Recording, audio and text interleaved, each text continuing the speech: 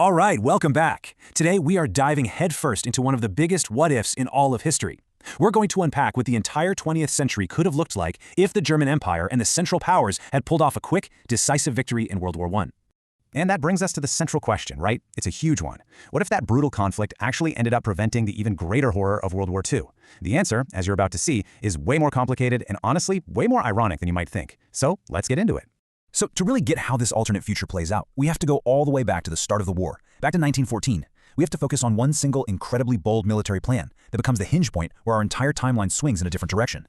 Now, in our history, the Schlieffen Plan is famous for, well, for failing. It got bogged down and led to 4 agonizing years of trench warfare. But in this timeline, it's a completely different story. It works. The German army pulls it off with terrifying speed and precision, and they completely avoid the bloody stalemate that defined the war we all know. You know, the thinking behind the plan was pretty straightforward and pretty brutal. First, you deliver a knockout blow to France, taking them out of the war in just a matter of weeks. Then you pivot your entire army, all your military might, over to the Eastern Front. And that's exactly what happens. With Paris fallen and the French forced to surrender, fresh German troops flood eastward, and they just annihilate the unprepared Russian army. By 1915, it's all over. The war is won. So, with a victory that fast and that total, the map of Europe doesn't just get tweaked, it gets torn up and completely redrawn. The old order is just gone.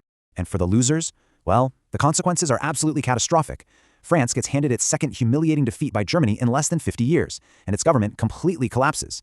Over in Russia, the military disaster is so bad that the Tsar is forced to give up his absolute power, and the Russian Empire has to surrender huge chunks of territory in Eastern Europe.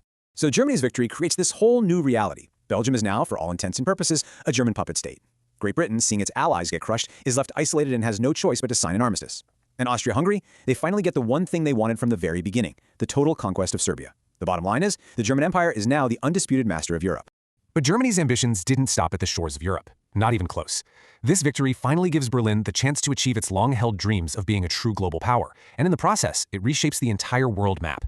A huge piece of this imperial dream was something called Mittelafrika, a massive, unbroken German colony stretching right across the heart of Africa. By grabbing French colonial territory as part of the peace deal, this dream, it finally becomes a reality. And that's not all. With Serbia conquered, the last obstacle is removed for another one of Germany's massive projects, the Berlin-Baghdad Railway. This is a game changer. It gives German industry a direct land route to all the oil and resources of the Middle East, tying the economies of the Central Powers together like never before. So yeah, this quick war didn't just redraw a few borders. It fundamentally shook up the entire global pecking order of the world's great empires. And you can see the new power structure laid out pretty clearly here. The German Empire is on top, the new dominant global power. Its allies, Austria-Hungary and the Ottoman Empire, they managed to survive, but now they're completely tied to Berlin's economy. The British Empire, yeah, it's been humiliated, but it's still a global force. And maybe most importantly, the United States was never dragged into the war, and it just retreats deeper into its shell of isolationism. Okay, but this is where our story takes its most surprising and, honestly, its most deeply ironic turn. Because this German victory, which looks like it's created this powerful, stable new world, well, it also unleashes a political poison. It just puts it into a completely different bottle. So let's get right to it. The single most important consequence of this entire scenario is this. There is no Treaty of Versailles. That punitive, humiliating treaty that was forced on Germany in our timeline, it's never written.